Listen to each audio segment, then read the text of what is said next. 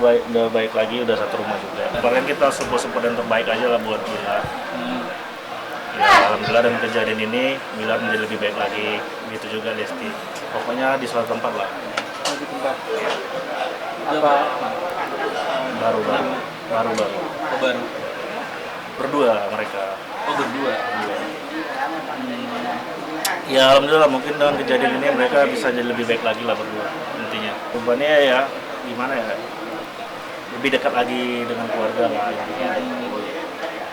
Banyak lah perubahannya dari semenjak kejadian ini, mereka berdua menjadi lebih baik lagi. Pastinya kita pihak keluarga ya mau support Bilar lah yang terbaik. Support gimana membangun rumah tangga yang baik intinya, jangan gini pokoknya kita support lah terbaik lah buat mereka berdua. Iya kadang kan kita kan ya biasa lah kalau pernikahan kan kesayu gitu kan, bertengkar biasa lah ke dalam rumah tangga kita bertengkar. Terus insya Allah mereka menjadi lebih baik lagi lah dengan ada kejadian ini. Ya pasti kangen lah sama JBL, sekarang udah ketemu kan, udah satu keluarga udah ini juga udah bersama-sama lah mereka. Ya sosok Bilar ya pasti Bilar tuh ya orang yang baik, ya dekat sama keluarga intinya kan. Pokoknya sayang sama keluarga. Ya buat Leslar ya semoga dengan kejadian ini mereka menjadi lebih baik lagi, lebih taat lagi agamanya, lebih sayang sama keluarga juga. Udah itu aja sih. Sebenarnya untuk perjanjian untuk kepada orang yang menikah atau berpasangan, tidak semua juga melakukan perjanjian itu sesudah bermasalah. Ada beberapa pasangan yang melakukan perjanjian tertulis sebelum menikah untuk menghindari permasalahan di kemudian hari. Tetapi kalau ini kan memang sudah ada masalah, baru melakukan satu perjanjian. Nah, kalau ditanya seefektif apakah perjanjian ini bisa mengcover suatu hari permasalahan itu tidak timbul kembali, ya kan? Kalau menurut aku seperti ini, sebuah perjanjian yang dilakukan itu kan atas dasar kesadaran kedua belah pihak, si pria dan wanita.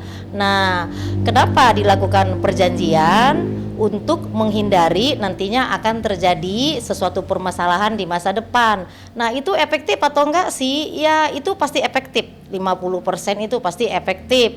Kenapa? Kalau misalnya tidak ditaruh perjanjian, nanti si pihak prianya bisa KDRT lagi, bisa melakukan sesuatu hal yang menyakiti lagi kayak gitu. Makanya dilakukan perjanjian tertulis. Tetapi banyak kok, ada beberapa pasangan walaupun sudah melakukan perjanjian secara tertulis tetap aja masih seperti itu. Cuma mungkin versinya tidak melukai, memakai pukulan, tidak melukai, memakai kayak misalnya kekasaran. Terkadang kan melukai juga bisa dari perkataan.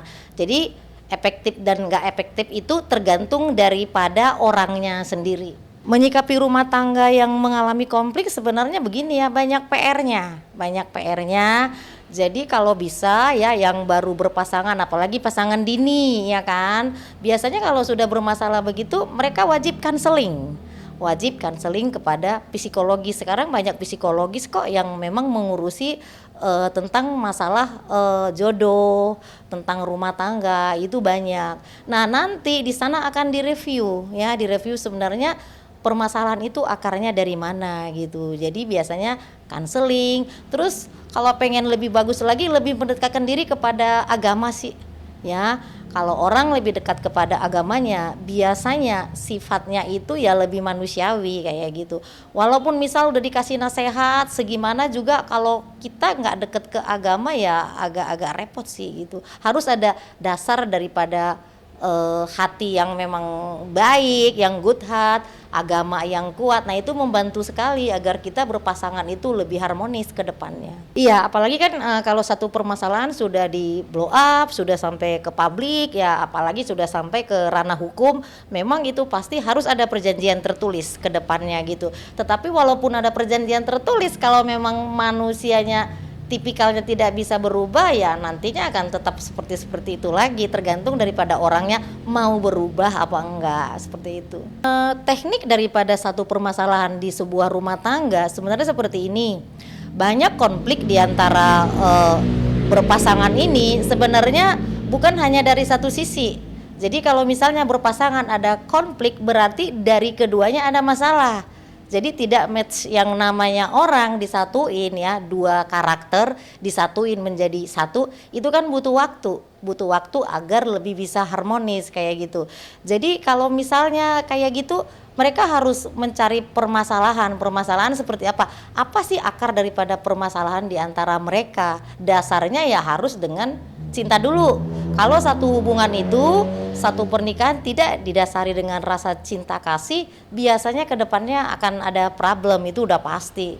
Jadi gini, kita nggak bisa menyalahkan satu pihak. Jadi seperti ini, kalau ada seseorang yang memang temperamental atau emosional, kita juga nggak bisa menghakimi 100% itu kesalahan dari dia sendiri.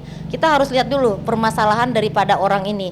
Bisa jadi dia grow up, bertumbuh dari keluarga yang memang seperti itu, ya. Jadi rata-rata seorang anak menjadi besar gitu, berperilaku yang tidak sewajarnya, emosional, dia pasti mempunyai tekanan, dia mempunyai memori kesedihan di masa kecilnya gitu. Jadi orang-orang seperti ini nggak bisa juga kita hakimi. Nah, kita harus ngelihat dulu backgroundnya seperti apa. Bisa jadi dulu pernah hidup susah, bisa jadi mengalami hal-hal yang sulit, akhirnya membuat jadi ya jiwanya keras, batinnya keras. Makanya saya katakan orang seperti ini lebih baik kanseling ke psikologis ya kan, terus lebih mendekatkan diri kepada agama. Kalau misalnya dia melakukan KDRT itu berkali-kali, itu karena mungkin bisa jadi sewaktu kecil dia bisa mendapatkan hal yang sama, perlakuan yang sama dari keluarganya atau dari orang lain. Nah, itu biasanya ada memori yang masih terjebak. Jadi kalau orang misalnya nih di usia yang sekarang melakukan kekasaran, itu ada memori yang terjebak mengenai satu tentang emosional yang belum terselesaikan. Jadi ya memang wajib harus kanseling. Ke konsultasi pernikahan itu penting, kanseling ya. Nanti di sana kedua belah pihak akan dikanseling, ditanyakan sebenarnya permasalahan di pasangan ini apa, akarnya harus dicari seperti itu. Setelah itu nanti saling membenahi diri gitu. Saling membenahi diri, misalnya kalau misalnya yang ini kesalahannya ini apa, yang ini jangan berbuat lagi, ya kan? Misalnya kesalahan yang si wanitanya apa, nah dia nggak berbuat lagi. Jadi saling memahami. Yang namanya hubungan itu kan memang butuh waktu, butuh proses gitu. Nggak gampang dua karakter dijadiin satu menjadi harmonis, itu butuh proses. Sebenarnya seperti ini, terkadang kan kalau saya sendiri sebagai orang tua gitu, kalau misalnya saya punya anak perempuan dilakukan seperti itu gitu ya, tentu ya semua orang tua pasti merasa sakit hati gitu, itu udah pasti.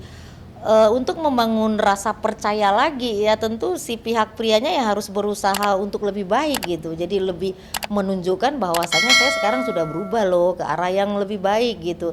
Nah kalau orang tua daripada Lesti sendiri ya pasti kecewa gitu.